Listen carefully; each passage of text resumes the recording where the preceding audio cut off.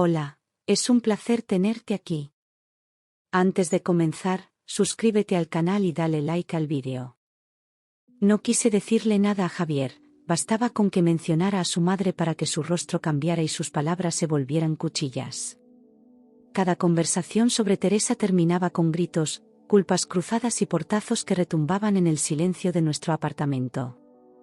Yo sabía que ella significaba mucho para él, pero también sabía que algo se había roto entre ellos desde hacía años, una herida que ninguno quería tocar.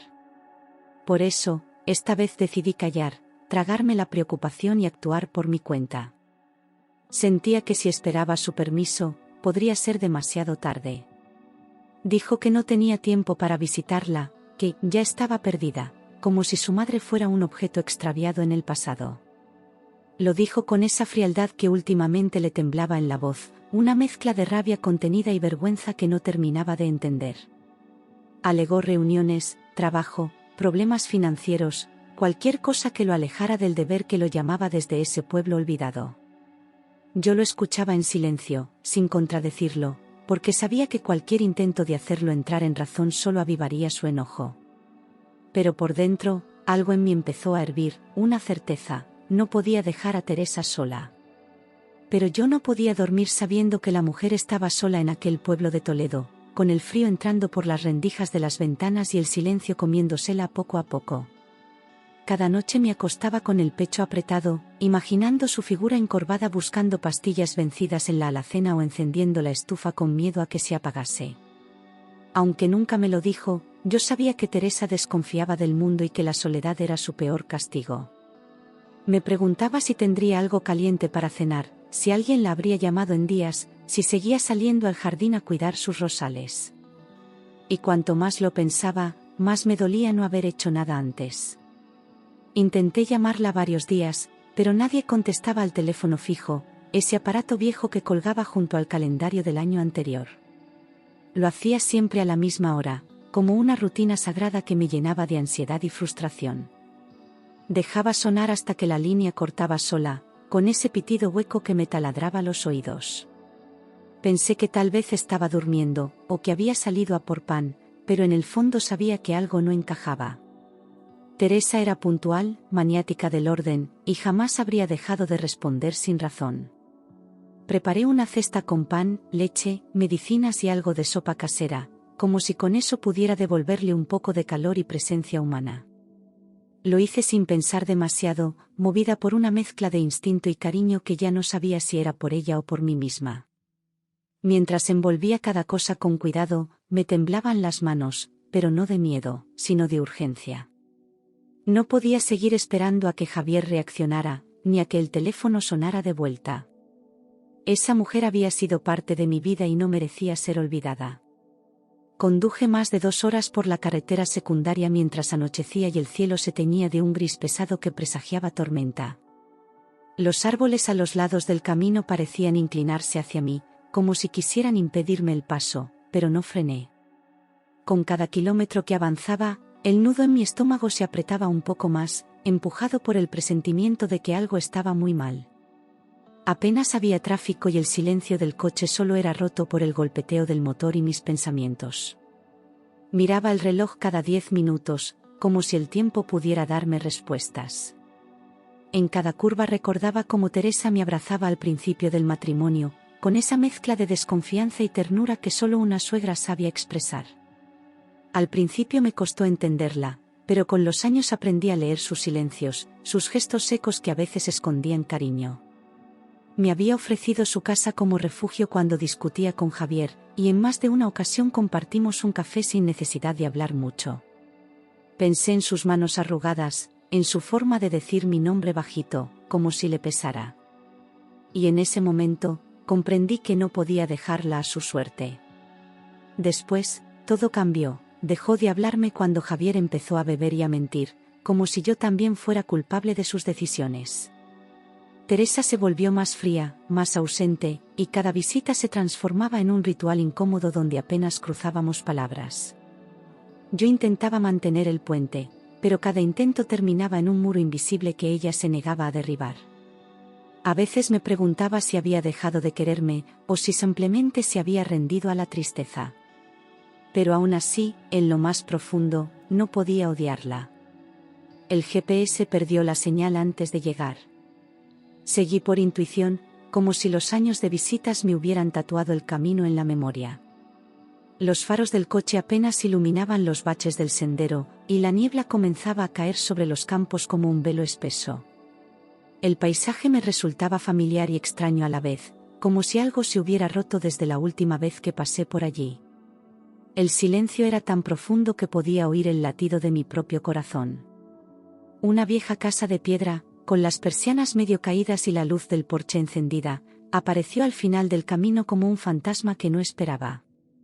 Me detuve frente a la verja oxidada y sentí un escalofrío que nada tenía que ver con el frío de octubre. La fachada estaba igual, pero había algo en el aire, algo denso, como si la casa misma respirara con dificultad. Apagué el motor y me quedé unos segundos observando, esperando ver una sombra moverse tras los cristales.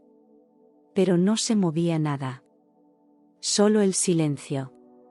El coche de Javier estaba aparcado fuera, con las luces apagadas y una capa de polvo reciente sobre el capó, como si llevara allí más tiempo del que debía. Me quedé quieta al verlo, con una punzada en el estómago que me hizo dudar de todo lo que creía saber.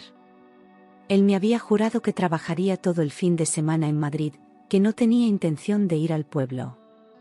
Bajé del coche despacio, mirando a mi alrededor, sintiendo que acababa de cruzar una línea invisible. Aquello ya no era solo una visita, era el principio de algo que no entendía.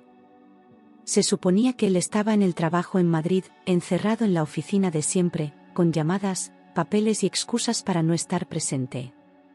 Había sido claro, incluso molesto, cuando insinué que debería llamar a su madre o pasar a verla.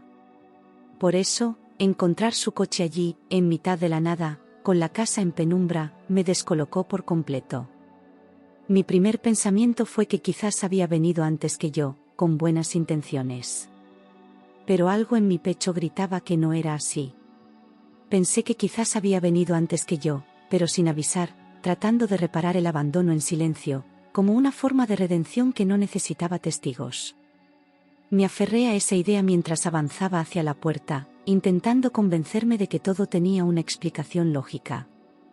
Pero los pasos se me hacían pesados y la cesta temblaba en mis manos como si ya supiera lo que iba a encontrar.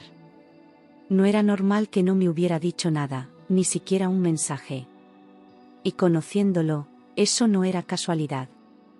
Empujé despacio la puerta y llamé, «Teresa», con la voz baja, cuidando de no parecer intrusa, aunque algo en mí sentía que ya lo era. La puerta crujió con un sonido largo y áspero que me hizo estremecer, como si la casa se quejara por ser molestada. Dentro, todo estaba en penumbra, apenas iluminado por la luz que entraba del porche. No se escuchaba nada, ni pasos, ni voces, ni el sonido de la radio que Teresa solía tener encendida todo el día. Me adentré unos pasos, conteniendo la respiración. Dentro, el aire estaba frío, a medicamento viejo y polvo, una mezcla espesa que se pegaba a la garganta y me obligaba a respirar por la boca. Olía a encierro, a abandono, a vida detenida por la mitad. La casa no parecía vivida, sino detenida, como si su dueña hubiese salido hace meses y nadie se hubiese atrevido a tocar nada desde entonces. Cada paso que daba hacía crujir el suelo de madera, rompiendo el silencio con ecos lejanos. Sentí que no estaba sola, pero tampoco acompañada. Escuché a alguien hablando por teléfono en la cocina, una voz baja, masculina, con ese tono forzado que uno usa cuando quiere parecer tranquilo sin estarlo. Me detuve en seco, con la cesta apretada contra el pecho, reconociendo al instante aquel timbre que conocía desde hacía años. Era Javier. Hablaba con alguien, no supe con quién, pero lo hacía en susurros tensos, como si temiera ser escuchado. Avancé un poco más, pegada a la pared, hasta que pude ver su silueta a contraluz. Era Javier, con el móvil pegado al oído y la espalda encorvada sobre la encimera, como si cargara un peso invisible. Vestía la misma chaqueta con la que había salido esa mañana de casa, pero su rostro estaba distinto, más pálido, más crispado. No me vio, y por un instante pensé en dar un paso atrás y salir corriendo, fingir que no había llegado aún. Pero mis pies no respondieron. La sorpresa se convirtió en una especie de vacío en el pecho, una certeza que me golpeó sin palabras. Algo estaba terriblemente mal. Decía, sí, todo está hecho, pero no se lo digas aún. El testamento cambia esta semana. Cada palabra caía como una piedra en un pozo profundo, abriendo grietas que no sabía si podría cerrar después. Lo decía con calma, como quien habla de una tarea cumplida, sin remordimiento ni duda. Mi cuerpo se tensó al instante, y sentí la sangre subir a la cabeza con un zumbido sordo. ¿Qué estaba haciendo con el testamento? ¿A quién se refería? ¿Por qué no quería que lo supiera?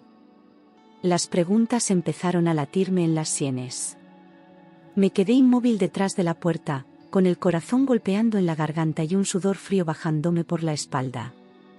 No podía entender lo que acababa de escuchar, pero sabía que no debía estar allí, que si me descubría, todo cambiaría. Y sin embargo, tampoco podía moverme, ni siquiera parpadear.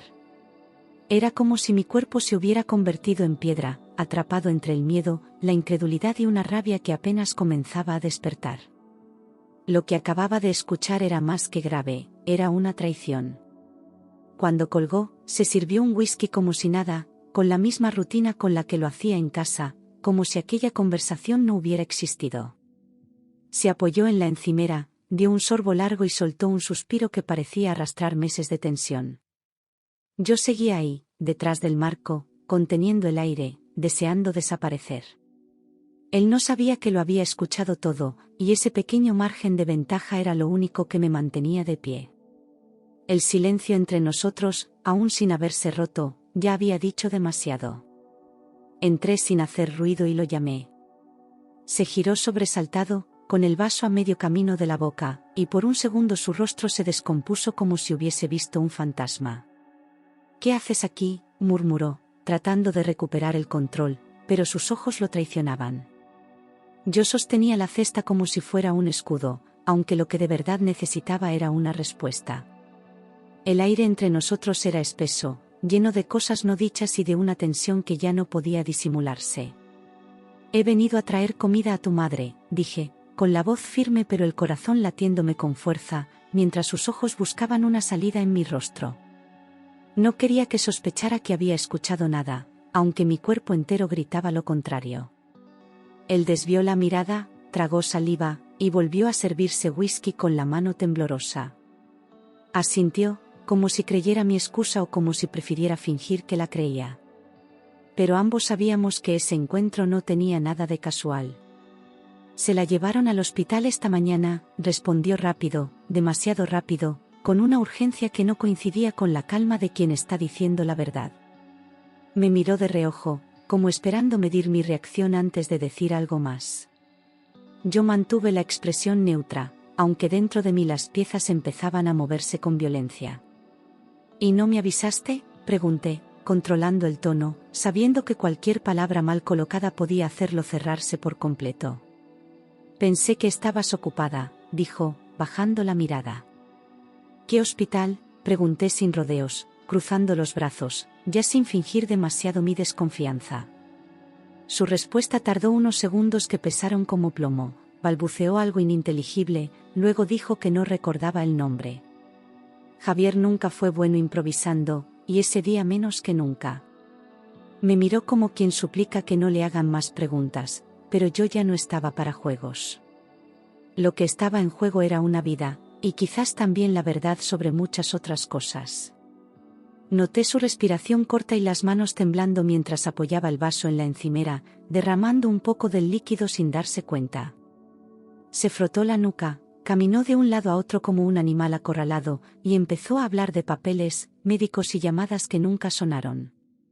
Cada palabra que salía de su boca lo delataba más. No sabía si me mentía por protegerse o porque ya no distinguía la verdad de sus propias invenciones. Pero su nerviosismo era una confesión muda. Había documentos sobre la mesa y una carpeta notarial abierta, como si hubiera estado trabajando en algo importante justo antes de mi llegada. Me acerqué despacio, mientras él intentaba ponerse entre mí y los papeles, pero ya era tarde. Alcancé a ver firmas, números y una hoja que llevaba un sello oficial. Son solo cosas pendientes de mamá, dijo, tratando de sonar tranquilo. Pero yo ya no podía creer en nada de lo que saliera de su boca. Leí de reojo, notaría de Illescas, modificación de testamento, y sentí que el suelo bajo mis pies se movía. No dije nada, solo lo miré a los ojos y vi, por primera vez en mucho tiempo, miedo real en su expresión. Él retrocedió un paso, como si yo fuera la amenaza, como si el peligro ahora estuviera en mi conocimiento. Ese papel lo cambiaba todo, porque confirmaba que lo que escuché no había sido una pesadilla, sino un plan en marcha. Javier ya no podía esconderse. Entendí que estaba cambiando la herencia de su madre, que lo que quería no era cuidarla, sino asegurarse de quedarse con todo antes de que ella muriera. La frialdad de su estrategia me revolvió el estómago, ni siquiera esperaba a que ella partiera por causas naturales. Quería acelerar el final, borrar cualquier oposición, quedarse solo con los beneficios. Yo ya no era parte del matrimonio en su cabeza, era solo un obstáculo más. Y lo peor de todo es que lo estaba haciendo sin el menor remordimiento. «No tienes nada que hacer aquí», me gritó, arrebatándome la cesta con un gesto violento que no había visto en él antes. La sopa se volcó dentro, el pan rodó por el suelo, y sus ojos ardían con una furia que ya no sabía contener. «Esto es asunto de familia, no tuyo», escupió, como si yo no hubiera sido parte de esa familia durante años. Pero esta vez no retrocedí. Le sostuve la mirada, y en ese momento entendí que ya no tenía miedo de él. El frasco de medicinas cayó al suelo y se rompió durante el forcejeo, esparciendo los cristales y las pastillas como si fueran pruebas de un crimen. Ambos nos quedamos mirando el suelo, congelados, sabiendo que ese instante había cruzado una línea irreversible. Javier se agachó para recogerlas con manos temblorosas, pero yo me adelanté. Levanté una de las etiquetas aún legibles, intentando procesar lo que estaba viendo. Y lo que descubrí me hizo dar un paso atrás, con el corazón en la boca. Miré la etiqueta con atención, lorazepam uso controlado, y un frío seco me recorrió la espalda al darme cuenta de lo que eso significaba. No era un calmante cualquiera, era un sedante fuerte, recetado en dosis mínimas y bajo estricta vigilancia médica. El frasco estaba casi vacío y las pastillas desparramadas por el suelo parecían multiplicarse como una verdad que ya no podía negarse. Javier intentó quitármelo de las manos, pero lo aparté, con una firmeza que me sorprendió. Ese momento cambió todo, ya no era solo sospecha, era evidencia. «¿Qué haces con esto?», le pregunté, temblando, con la voz rasgada por la mezcla de rabia y pánico que me invadía. Él no respondió de inmediato, solo bajó la mirada, como si buscara una excusa que aún no había inventado. Mi respiración era rápida, inestable, como si el aire se negara a entrar del todo.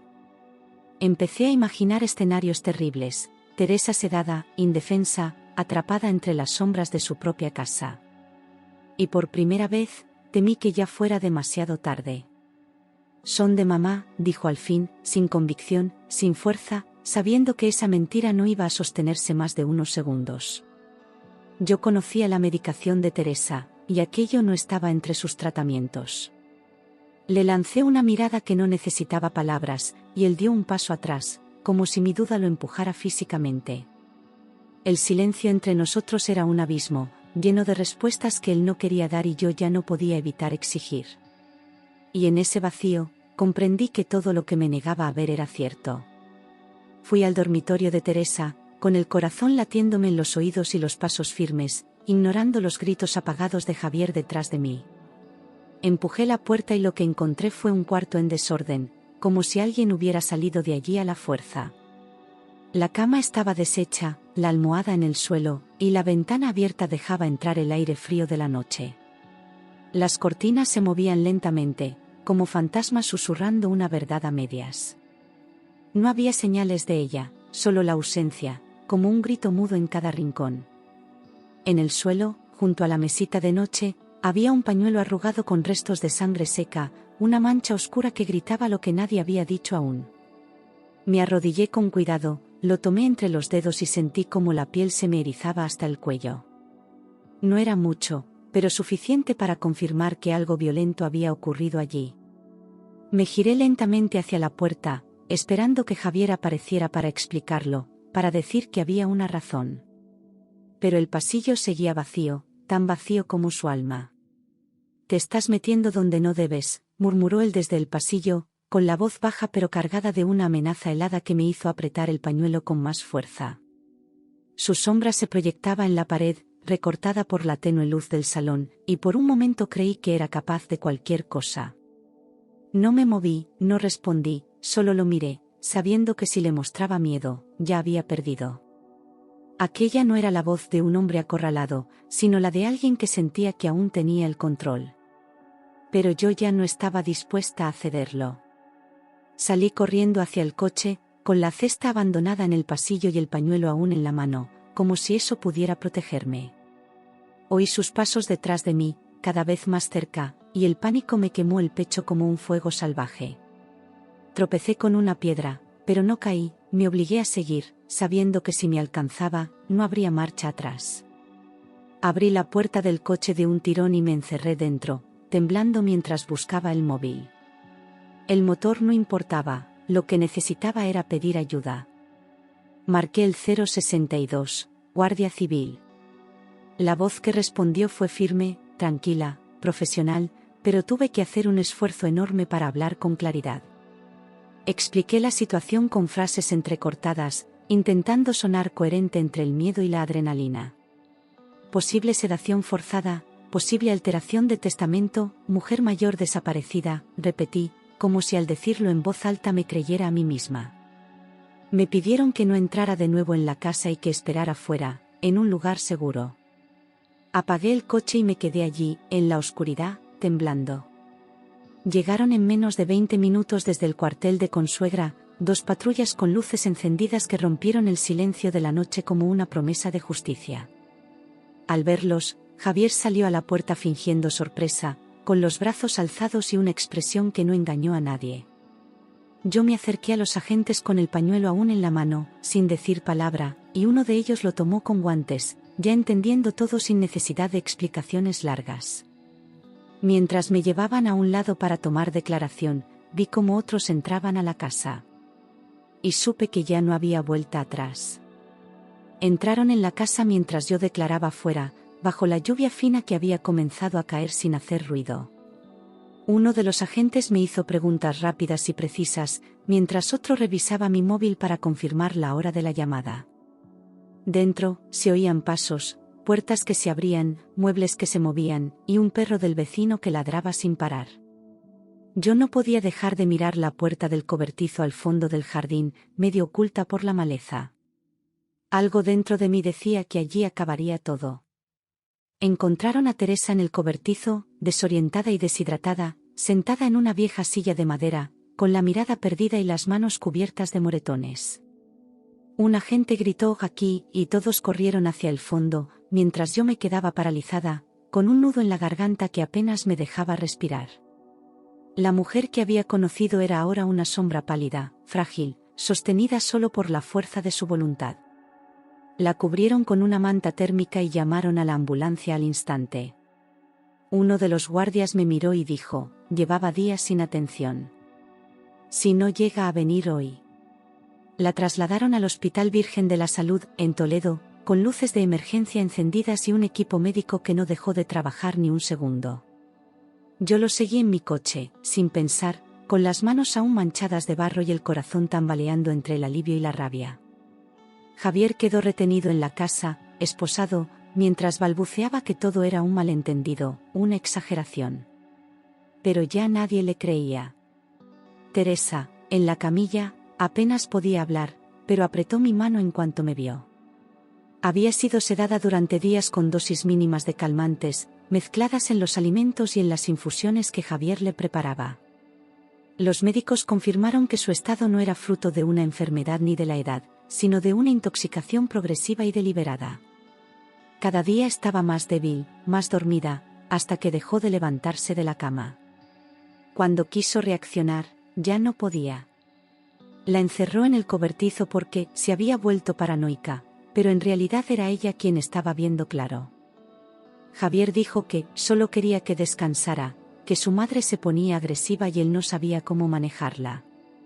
Confesó que le había dado calmantes, pero negó haber querido hacerle daño, repitiendo frases vagas como si con eso pudiera lavarse las manos. No sabía que le afectaría tanto, insistía, sin mirar a nadie a los ojos. Pero sus palabras ya no tenían peso. Todo el que había visto a Teresa entendía que aquello no era un error, era una elección. Los médicos confirmaron intoxicación intencional, y la Guardia Civil abrió una investigación formal por tentativa de homicidio y maltrato continuado. Registraron la casa entera, incluyendo cajones, ordenador personal y extractos bancarios. Cada detalle apuntaba a una planificación meticulosa, con movimientos calculados para apartar a Teresa y quedarse con todo. Yo fui citada a declarar como testigo directa, y por primera vez en mucho tiempo, hablé sin miedo. Sabía que mi voz podía salvar la verdad del silencio que tanto la había cubierto. Una semana después, se descubrió que Clara, su contable, estaba implicada, tras rastrear llamadas, correos y transferencias sospechosas. Ella había ayudado a redactar los documentos para la modificación del testamento, incluso había falsificado firmas bajo presión de Javier. Decía que lo hacía por amor, que creía en su versión de los hechos. Pero cuando fue interrogada, su historia se desmoronó en menos de media hora. No era amor, era codicia compartida. Entre los papeles, había movimientos bancarios a su nombre, cantidades importantes desviadas desde cuentas conjuntas a una cuenta personal en Valencia. Clara intentó justificarlas como pagos por asesoría, pero las fechas coincidían con los días en que Teresa estaba sedada. Todo cuadraba demasiado bien como para ser coincidencia. Habían vaciado lentamente los ahorros de una vida entera, mientras la dueña de ese dinero dormía en una silla olvidada. Era un robo disfrazado de cuidado. Javier intentaba quedar como único heredero de la casa y las tierras, eliminando cualquier referencia a su madre o incluso a mí. El documento fue redactado en la notaría de Illescas, con cita previa y presión sobre los empleados para que pasaran por alto ciertas irregularidades. La fecha coincidía con el día en que Teresa ya no se levantaba de la cama. Ella nunca firmó con conciencia plena, y eso bastó para invalidarlo. El notario, al revisar las cámaras, confirmó que la anciana apenas podía sostener el bolígrafo. Fiscalía presentó cargos por tentativa de homicidio y falsificación documental, con pruebas sólidas que no dejaban espacio para ambigüedad. La defensa intentó retrasar el proceso, pedir peritajes, alegar desequilibrio emocional de Javier, pero todo fue rechazado. Las declaraciones médicas, los documentos bancarios, mi testimonio y el de los agentes construyeron un caso inquebrantable. La jueza decretó prisión preventiva sin fianza. Y yo, al oírlo, respiré como si el aire volviera a mí después de semanas bajo el agua. Se celebró en el juzgado de Toledo 3 meses después, con la sala llena de periodistas, abogados y un silencio tenso que se podía cortar con los dientes. Javier entró esposado, pálido y demacrado, y evitó mirarme durante toda la audiencia. Clara lloró durante su declaración, aunque ya nadie le creía. Yo me senté firme, con la verdad entera en la garganta, y vi cómo cada pieza del castillo que construyeron se desmoronaba.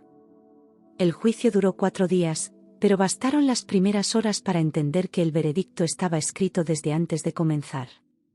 Declaré como testigo y esposa, aunque ya había pedido el divorcio semanas antes, firmando los papeles en silencio, con una dignidad que me costó años recuperar. Relaté cada detalle con precisión, la visita al pueblo, la cesta con medicinas, la conversación escuchada desde la cocina. Cada palabra salía de mi boca como una liberación, como si al hablar me quitara capas de miedo, de vergüenza, de dolor. Miré al jurado sin bajar la vista ni una sola vez. Sentía que por fin mi voz tenía peso. Débil, pero firme, Teresa declaró desde una camilla habilitada en la sala, rodeada de enfermeros y con la mirada limpia, serena, como si no le temiera a nada. Su voz era apenas un susurro, pero cada palabra cortaba el aire con una fuerza que ni el tiempo ni el veneno pudieron robarle. Mi nuera fue la única que vino a ayudarme, dijo, y la sala entera se quedó en silencio. Javier bajó la cabeza, derrotado, sin posibilidad de redimirse. Aquella frase lo condenó más que cualquier prueba. Javier recibió 8 años de prisión por tentativa de homicidio y manipulación fraudulenta de documentos, con posibilidad de revisión a los 6. Clara fue condenada a 4 años por complicidad y falsificación, aunque su pena fue reducida por colaboración. No hubo lágrimas en la sala, solo un cierre amargo y necesario. Yo salí del juzgado con una mezcla de alivio y vacío, sabiendo que nada devolvería lo perdido. Pero también sintiendo que, por fin, alguien me había escuchado. Teresa cambió su testamento a mi nombre antes de morir, dejando la casa del pueblo, una pequeña cuenta de ahorros y unas cartas manuscritas que guardaba en una caja de madera. Lo hizo sin avisarme, sin buscar agradecimientos, como un acto final de confianza que me dejó sin palabras. Cuando me llamaron del despacho del notario, creí que era un error. Pero al leer su letra, supe que no lo era. Tú estuviste cuando nadie más lo hizo, había escrito. Fue un día gris, apenas 3 personas acudieron al cementerio, yo, el médico del hospital y una vecina que le cuidaba los rosales en primavera. No hubo música, ni flores caras, ni discursos largos.